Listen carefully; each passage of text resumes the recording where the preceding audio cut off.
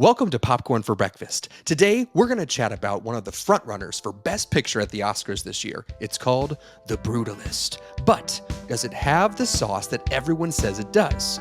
Let's chat about it, spoiler free.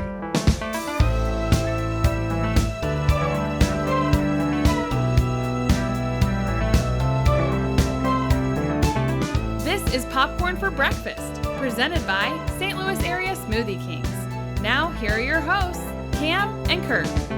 That's right, we're talking The Brutalist today. And we brought on a special expert of ours who happened to see this movie with us. His name is Stefano. You've seen him before. Stefano, say hello. Hello, everybody. Glad to be back.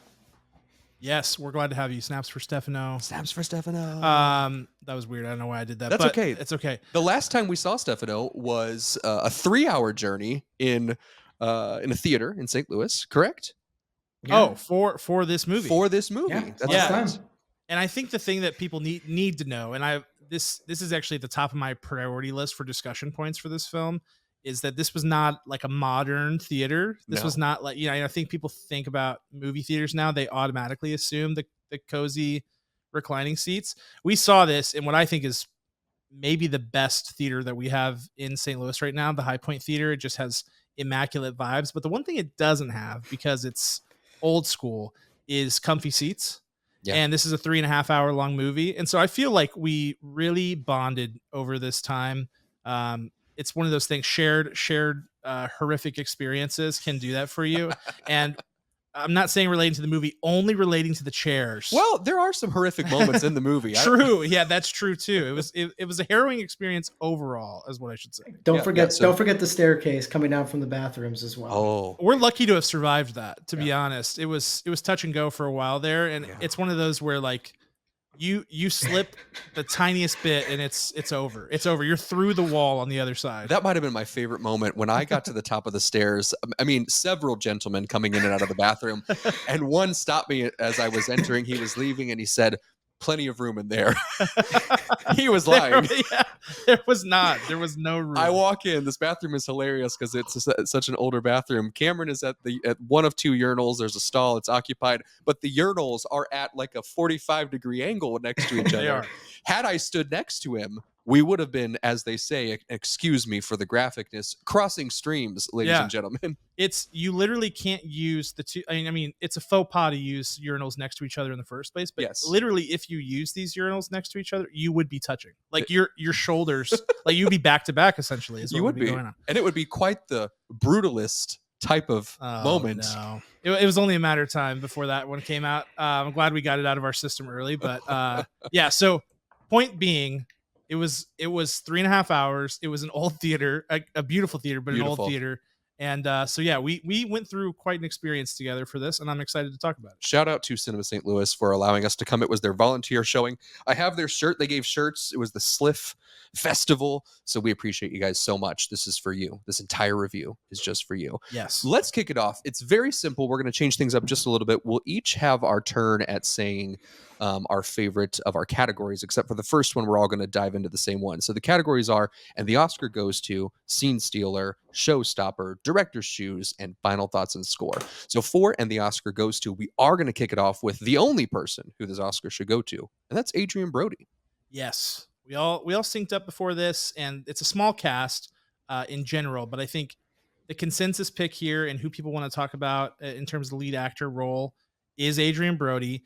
And we'll share some thoughts on other roles in a bit, but who wants to kick off and talk about Adrien Brody? This is a performance everybody wants to know. I'm pointing at Stefano. Yeah, okay. Go for it. I don't love the guest gets to go first, but I will go for it.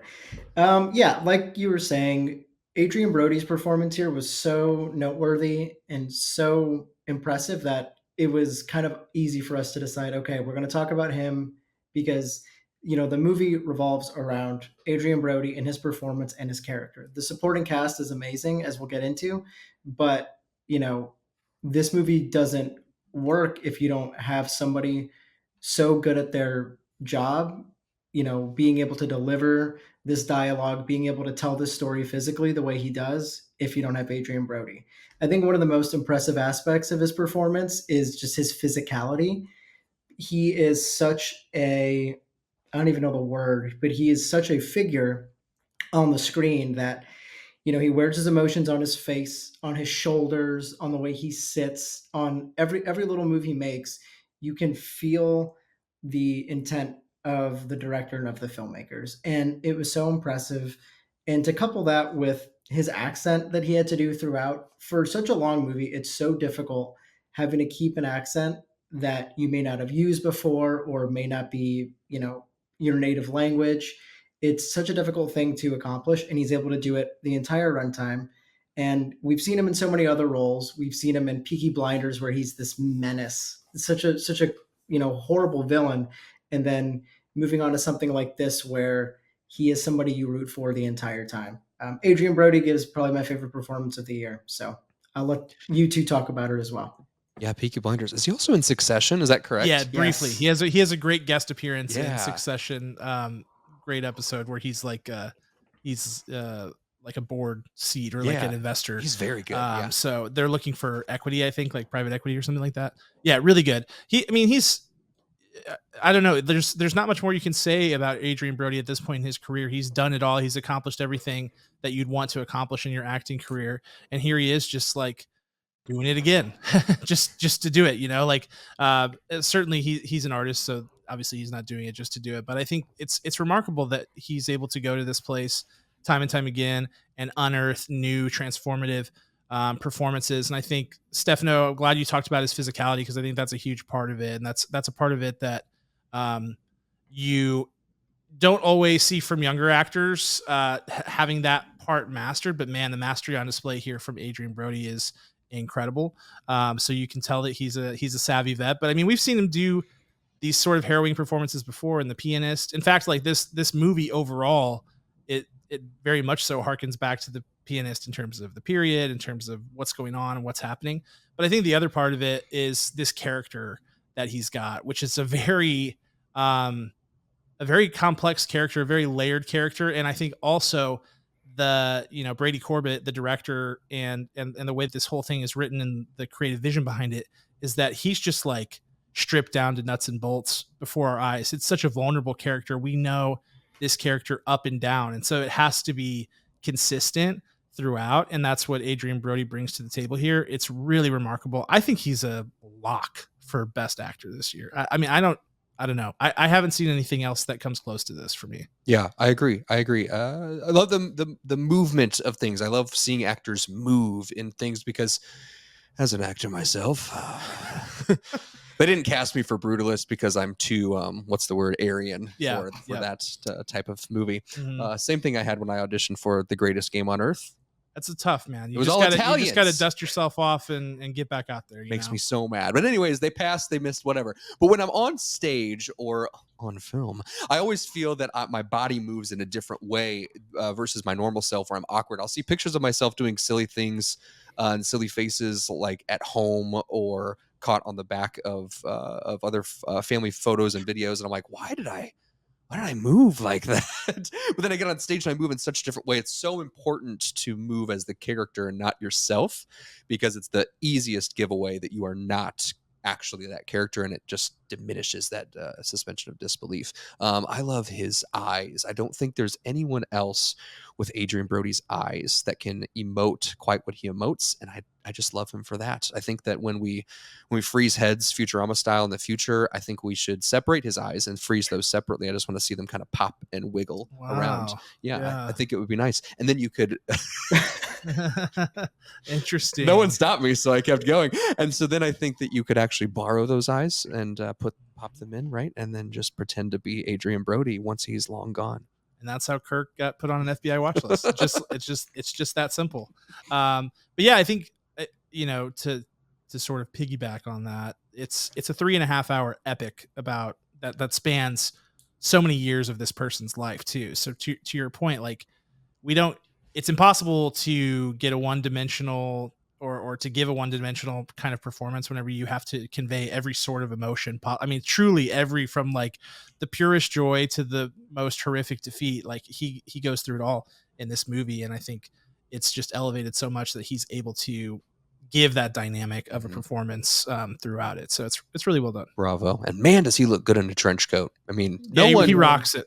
No one can pull that off except him. Let's divert now. We're going to split our choices in this next category. Our scene stealer. Stefano, you get to go first. Who, besides Adrien Brody, stole the screen for you? Lucky me. Like I said, phenomenal cast. You can go 4 ways, 5 ways with this one. But I think the obvious choice for me is Guy Pearce. Guy Pearce gives such an unexpectedly powerful performance. I think because people don't see him on screen enough. I've always liked Guy Pearce. And, he's always, there's always a span of time where he just took on roles.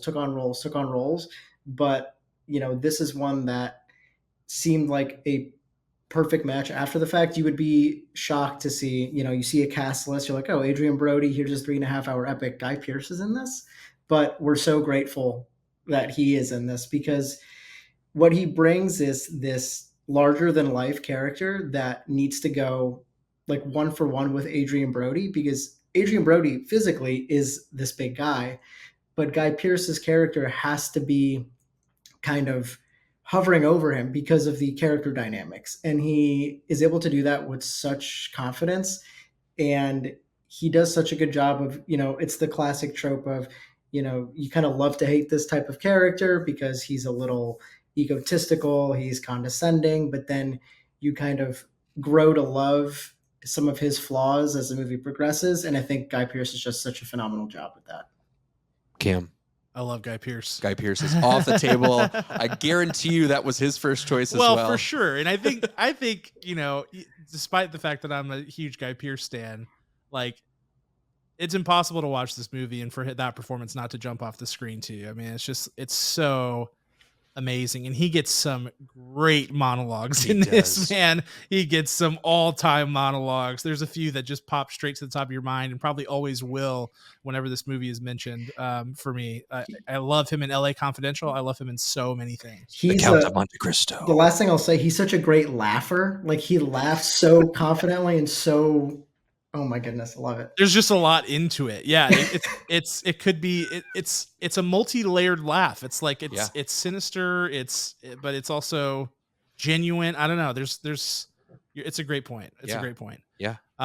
Okay, my scene stealer. I'm gonna go with Felicity Jones. Okay. And I'm thrilled to go with Felicity Jones because I feel like she's someone I've really loved for a long time in this industry, and who I feel like, much like Guy Pearce, actually, I don't see enough of in the industry as well. Like, I feel like she's taken some weird roles. She's taken some roles that I felt like were perhaps below her or just like not high profile enough for her, because I feel like she has a lot of talent. And I feel like this performance in here as Erzsébet is her most emotionally dynamic performance that she's given since her performance in The Theory of Everything, which is where I really started to be like, holy smokes, she can absolutely bring it.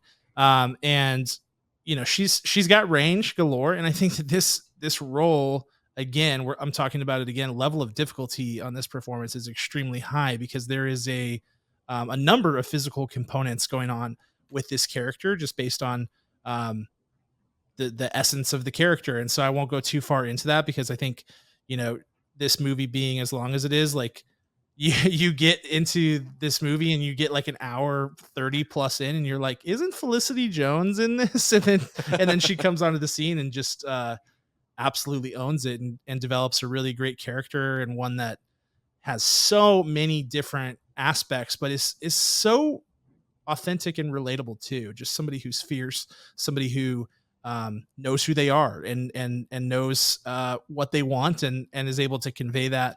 And so yeah, she's fantastic. I want more Felicity Jones in big roles, because I think that she's got a lot of range and a lot of ability.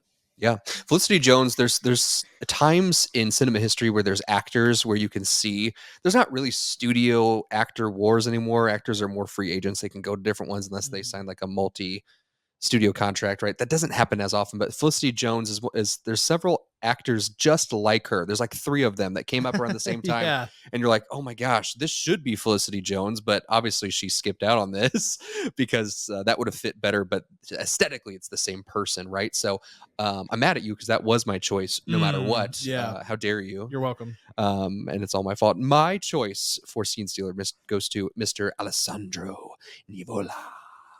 I hope that's how you put the accents on his name. I don't know. Sure. I it hope can not. be.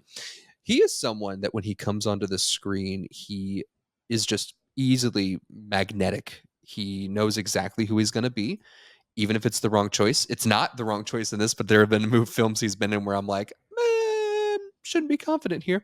But this confidence, this like, it's the salesmanship to him. The Riz.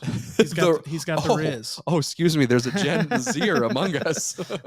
He does have the Riz. He really does. It's very comforting when he's on stage, on screen, that he's probably the most stable person in this entire story, where he is, besides Guy Pearce, who's established in a much different way. But when you see Alessandro, you're like, hey, this is what I'm doing. I'm working hard. I've come here. I've been successful. I'll continue to be successful. Yeah, his character's worldview is narrow, yes, and focused. Mm-hmm. Yeah, yeah. For sure. So that's what I like about him. He's got goals, not too many, and he's loving life, just like that. So those are our scene stealers. Let's talk about our show stoppers. Best moment, production, just punched you in the gut moments, spoiler free, about this film, The Brutalist. Stefano, what's your showstopper? I have 40 or 50, I think, showstoppers I'd love to talk about. But I think what I can try to boil it down to is just the world that was built. And I was listening to Brady Corbet kind of talk about this with Sean Baker on his Directors on Directors. And he just kind of talked about like the location scouting and shooting and how, they filmed a lot of it, obviously in Europe, because a lot of those buildings look more like the buildings of the time and how they would look in the United States, right? They couldn't just go to Philadelphia because so much of Philadelphia has changed over time. So the commitment to shooting in locations that bring the, time period to life on screen is so impressive. The color of it all, the scale of it all. It feels like one of those movies you'd see, and I write this in the little blog I wrote for the podcast. It feels like one of those epics you'd see from the 40s or 50s, but it has the acting and the sensibilities and the theming and the performances of a modern movie. And it's just like perfect combination of it all. And it's really like something you don't really see. Like it has such a grandiose scale, but it's also not full of itself, which I think is a huge thing. In case somebody doesn't talk on it, the score is also phenomenal. Daniel Bloomberg does a phenomenal job on the score, and I've been listening to it since it was released a few weeks ago. So that's it. Love it. Cam? Yeah, my showstopper is sort of related to Stefano's in many ways, but I think what I really like about it is how this movie blends the past of cinema with the future of cinema. And I think that's like, you can see the inspirations in this film from the format that it's filmed in. I think we saw the 70 millimeter printing, right? We saw, I think it was 35. Yeah. 35. 35. Yeah. 35. We saw 174 millimeter. It was yeah. crazy. So it's filmed in VistaVision, which is a 35 millimeter format. And it's got a different color palette to it. It's got a, I think they said the 70 millimeter print of the movie has that 15-minute intermission baked into the actual film reel. I don't know if ours did as well, but it certainly was there. It's very old school in terms of its aesthetic, but like Stefano said too, like they used to make big epics like this back in the day, that were some of my favorite movies, honestly, now, just like Lawrence of Arabia and things like that, looking back. And this very much feels that, but I think it goes to so many different places. And I think that it's the way the theming is conveyed. It's a lot more, I just think film has come such a long way that people are able to be a little more bold in their directing choices than they could back in the day with those epics. There had to be a lot more told than shown. In this movie, there's so many themes baked into it, and it's all show not tell. And there's like there's so much more they can do from a visual storytelling perspective than they used to be able to as well. So I just love that you can see the inspirations in there, and you can go, oh, I remember that from, the Fountainhead or whatever film. I mean, just pick one, and you can find the visual inspirations, but then you go, okay, but this is also something altogether different. So whenever we talk about a truly iconic film, like that's one of those things that I look for is the way that it reinvents something or does something, brings something forward in a new way that other people can then build off of. And that's the vibe that I got throughout The Brutalist overall. Yeah, it is an epic. It absolutely is an epic. If Once Upon a Time in America is the epic for the mafia and Italian Americans, then this is certainly one for just removed from that. From like other immigrants, right? So I appreciated that part of this. I really appreciated the production design. So like specifically show not tell, that's the perfect description, because you really feel like you're there because there's so many beautiful and very intentional set pieces. They're not like, this kind of looks like what I'm going for. No. If you listen to our Nosferatu, this is cross selling right here, our Nosferatu episode, our non-spoiler review of that, we talk about how that world is so specific and how the production, the set is so specific to its to the setting and how important that is. And this is exactly the same. There are things that when you kind of just get lost in the rhythm of some of those monologues that happen, you're looking around the set and you're like, oh my gosh, like they plan to put like a quill tilted over there, and over here they've got like 16 books. They're kind of tilted over, some are not. Like throughout, like everything you never would have thought that someone would have spent the time on, and they did it. And it's so real that the actors can move about and use those things too. It's very, very impressive. Set design, production design, top notch for this. And one. It matters too, because this is a movie about an architect. Right. And so too, like whenever you're inside some of these buildings that become like the major focal points throughout the film, the way that they move the camera about those buildings, the way that they choose to showcase certain things is storytelling in and of itself. So it's really very, very thoughtful. It is so thoughtful. Yes. So what was that phrase earlier very this year? mindful. Very mindful. Ew, we're just doing a lot of, we've already said other things. I don't like it. This is like a TikTok. People are going to be like, ew, these guys are a bunch of TikTok. It's so nerds. chuggy. Is chuggy even still chuggy? I think that's know. old school Oh now. my goodness. Well, let's get out of here. Let's talk about the director's shoes. This is where we crap all over this movie. Just absolutely annihilate what the director has put together.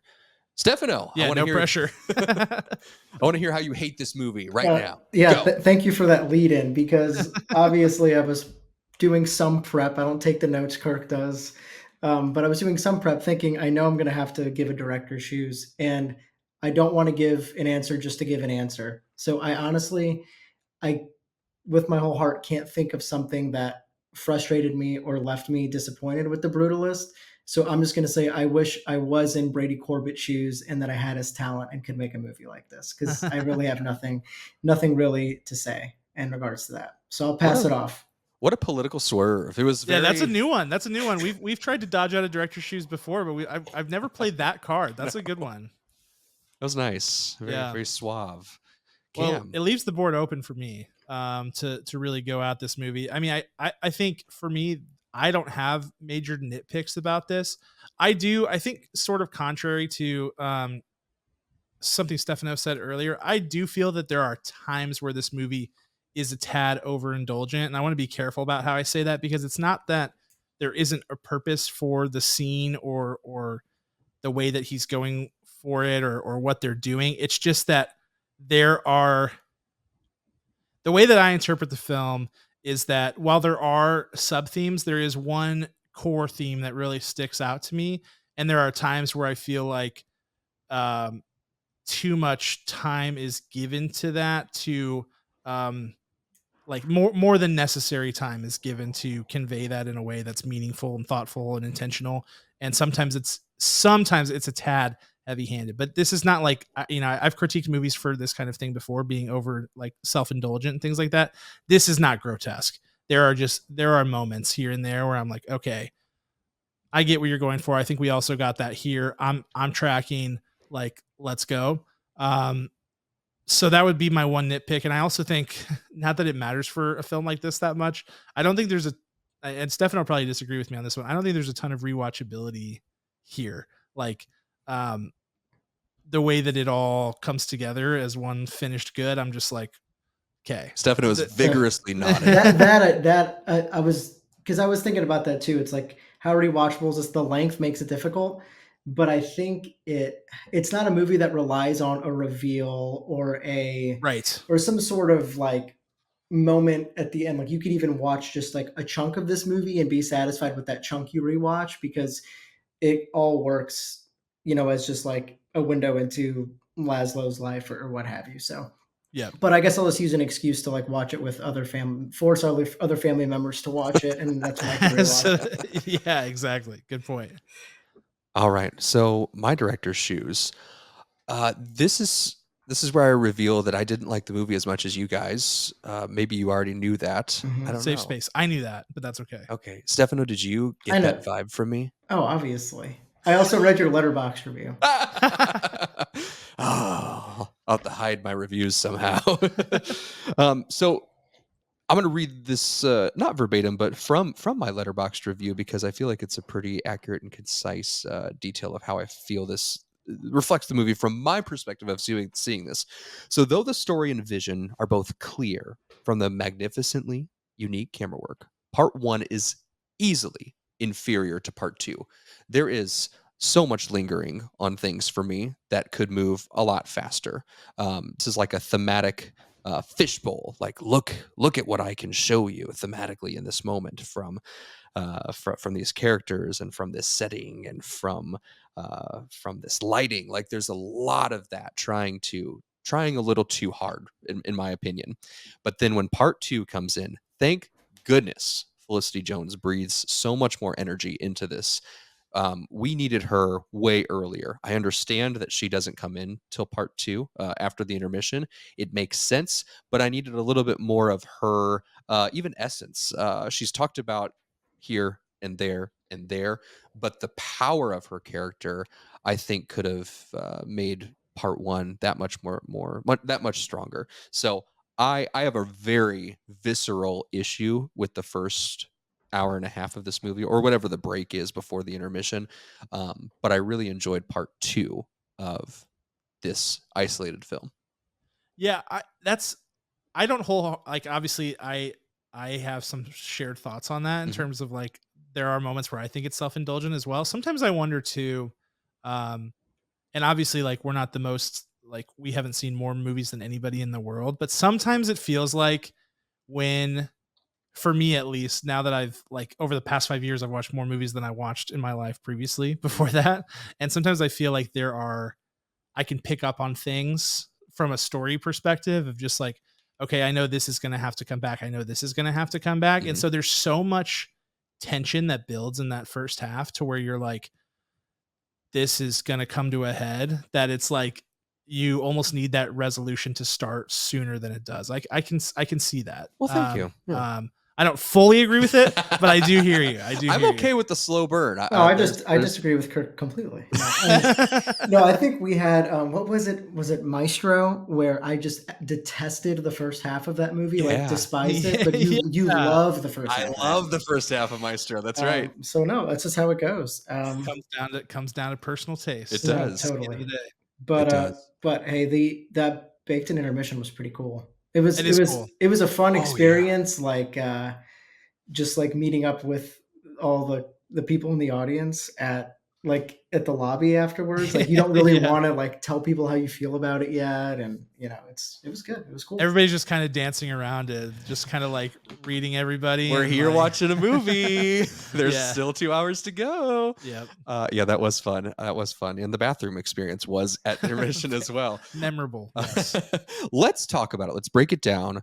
I want to send chills down both of your spines. I'll go last with my score, but we're going to give our final thoughts and score, spoiler free, on The Brutalist, and maybe it'll persuade you to see or not see this. Again, front runner for the Oscars. Stefano, lead us off.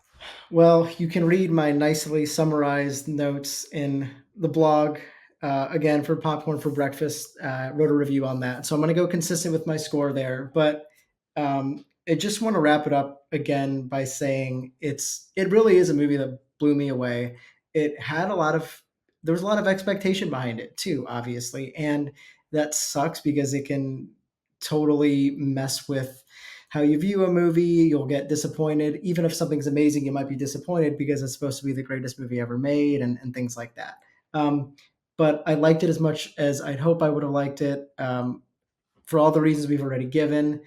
The score, like I said, was amazing. It just works so beautifully with the architecture in the movie. Like it had, like the score was a lot of build up. It's like the same reason the Interstellar score works so well is that it's a lot of like bubbling up, build up, and the whole movie feels like a crescendo almost. It's crazy.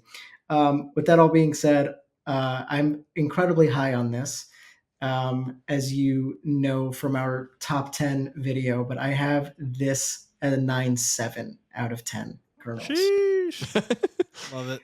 Love big scores. I'm gonna record that as a sound effect. Cam's we need sheesh. something. A 9.7. That's a big score. It I is. love it. I love it. Yeah, I don't have too much more to say. I will just say this, that like I have said, I think a few times, I don't think that 2024 was the best year for film. I have some real gripes with this year. And I think a lot of times, unfortunately, it came down to the quality of the films that we were making. It wasn't just like, oh, I didn't vibe with that story or whatever, but I just felt like there was a real disparity of high quality films this year.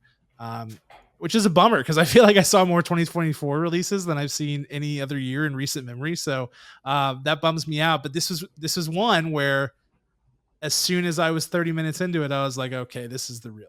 Like we've got something here that's high quality. It's thoughtful. I'm going to be able to really like sink my teeth into this and just, I love things that are rich in themes. This has a lot to really like think about. It sat with me for a few days and I continue to think about it.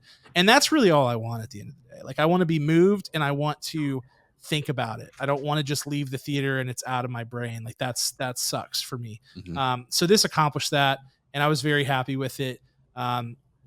You know, I don't know that it's like, I would still have multiple films last year better than this, but I really do feel like this is a really high quality film and one that if it were to win Best Picture, I would be like, yeah, that's fine by me. So I'm giving a 9.2 out of 10. Really good movie. Yeah, should we have a she and a ooh? Yeah, and ooh for below 9.5. Yeah, but above 9. That's nice. Those are nice scores, guys. Those are nice scores. Listen, I always love an underdog story. Obviously, Adrien Brody's character is the underdog, the biggest underdog in this story. However, I have a problem with the film being too cold for the audience to really connect with any of the characters. There's a lot of long shots, a lot of faraway shots. It's called The Brutalist, for goodness sake. I know it. I know it, but But you don't like... Form follows function. Did I interrupt your final thoughts on score, Stefano? I'm sorry. I'm trying to build our fake rivalry. I love it. But lots of long, lots of medium shots, very few close-ups, and there's a way to do that where it can be super powerful. It did not. The dance was not complete here from Mr. Brady. How do you say his last name? Corbet. Yeah, that's how I've been saying. Okay, great. Hope so. Sorry. It wasn't there for me. It just wasn't there for me. And I may get pushed out of this chair.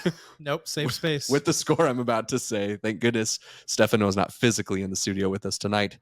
My score for The Brutalist is a 5.9 out of 10 kernels. Okay, sub 5 gets you kicked out of the room, I think. So I think that's what I was hopeful for. Yeah, Stefano's punching you through the camera. That's why we have to have Stefano virtual, because it gets violent. Yeah. That's a big part of it. I do think this is, to play devil's advocate for Kirk again. It's rare that you see a movie with this tone. Yeah. Like unrelenting tragedy, like truly unrelenting. Like it does not relent. And I was thinking back, I was like, I don't know that I remember a movie like that. The Road with To be Viggo a- Mortensen. Yeah, I mean, Cormac McCarthy will do that to you in general. But yeah, it's interesting. It's interesting. It's a very interesting movie, and I think that when this thing wide releases or gets the widest release that it will get in the US, the dialogue about it on film Twitter and elsewhere is going to be interesting. I found it really funny because I liked part 2 after the intermission way more than the first. And so much of what I've seen, so many people just absolutely are head over heels for the first half of this movie for part 1. That's sort of how I feel. I like them both equally, but first half worked for me a lot. Yeah, fascinating. I also liked first half better, marginally better than the second half. Yeah.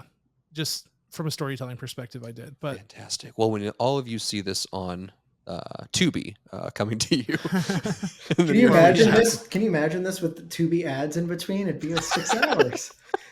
Dude, I always wonder about that. Like, what do they do with these movies? Like, I saw a meme that somebody posted where it was like the Schindler's List intermission, and it said brought to you by Ford Motor Company, like from back in the day.